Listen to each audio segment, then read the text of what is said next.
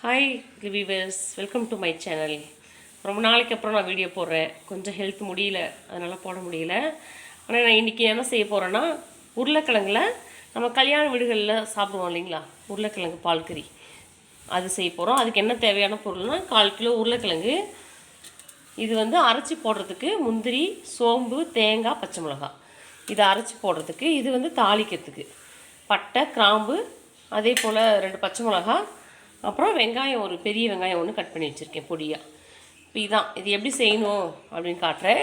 இது காட்டுறதுக்கு முன்னாடி இதை வந்து பேஸ்ட்டாக நான் அரைச்சிட்டு வந்துடுறேன். அரைச்சிட்டு வந்து எப்படி செய்யலான்னு நான் காட்டுறேன். இப்போது எண்ணெய் காய்ச்சிச்சு. இதில் வந்து கொஞ்சோண்டு சோம்பு, பட்டை, கிராம்பு, அதுக்கப்புறம் என்ன செய்யணுன்னா வெங்காயத்தை போட்டு நல்லா இதில் வதக்கிடணும்.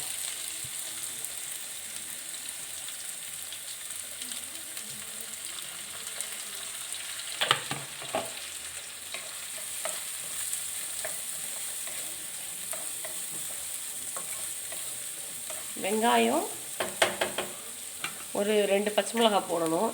நான் என்ன வந்து இதில் காட்ட மாற்றிட்டேன்னா, ஒரு தக்காளி, ஒன்றே ஒன்று தக்காளி இதில் அரிஞ்சு போடலாம். அப்புறம் பச்சை பட்டாணி, அது 2 நான் காட்ட மறந்துட்டேன். அது வெந்துட்டு இருந்துச்சு, அதனால் காட்ட மறந்துட்டேன் நான். இது நல்லா வதங்கினோடனே தக்காளி ஒன்று கட் பண்ணி போடணும்.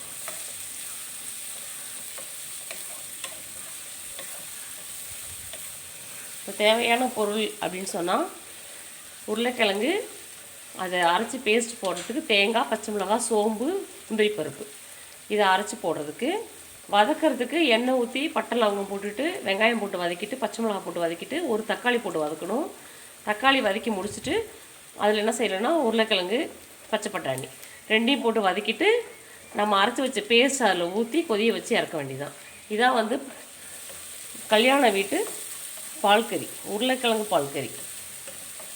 இப்போ நான் ஒரு தக்காளி எடுத்துகிட்டு வந்து கட் பண்ணுறேன்.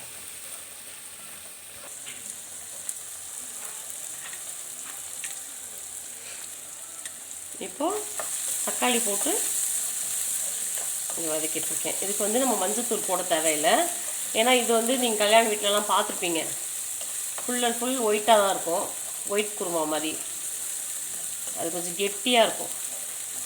நமக்கு தொக்கு நிறைய வேணும்னா வெங்காயம் நிறைய போட்டுக்கலாம், பேஸ்ட்டும் நிறைய அரைச்சிக்கலாம்.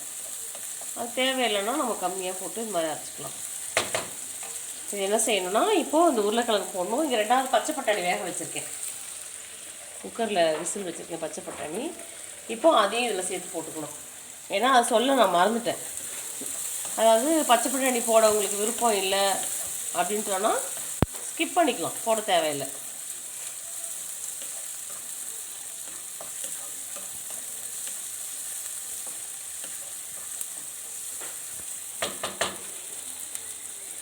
இதில் இந்த இப்போ நான் உருளைக்கிழங்கு போடுறேன்.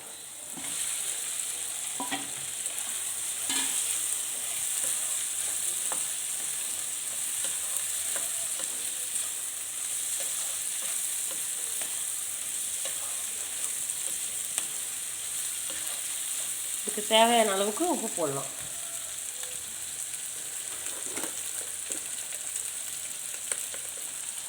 இப்போ ஒரு டேபிள் ஸ்பூனில் 3/4 ஸ்பூன் போட்டிருக்கேன்.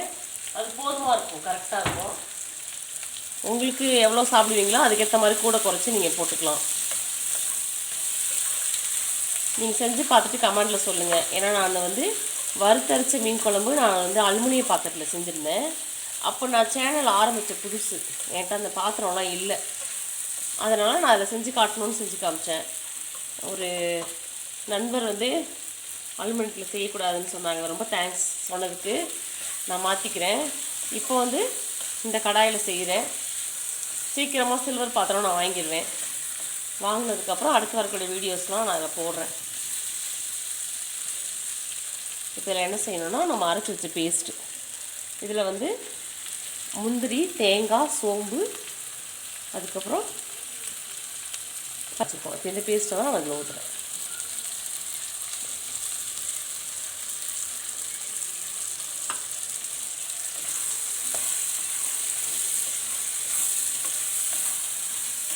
இதை ஊற்றுனதுக்கப்புறம் நம்ம பச்சை பட்டாணி இதிலேயே போட்டுடலாம்.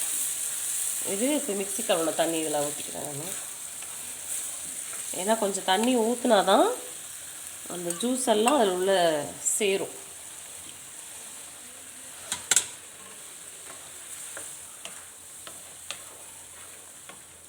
இப்போ ஓகே, இப்போ கொதிஞ்சு வந்ததுக்கப்புறம் நான் காட்டுறேன். இப்போது பால் கறி சுண்டி வந்துடுச்சு. அந்த பேஸ்ட்லாம் அரைச்சி போட்டாச்சு. லாஸ்ட்டில் கொத்தமல்லி தழை போட்டு ஆஃப் பண்ணிட்டோம். நீங்கள் இதே மாதிரி நீங்களும் ட்ரை பண்ணி பாருங்கள். ட்ரை பண்ணி பார்த்துட்டு நல்லா இருந்தால் கமெண்டில் சொல்லுங்கள். ஷேர் பண்ணுங்கள் ஃப்ரெண்ட்ஸ், லைக் பண்ணுங்கள், சப்ஸ்கிரைப் பண்ணுங்கள் ஃப்ரெண்ட்ஸ். தேங்க்யூ.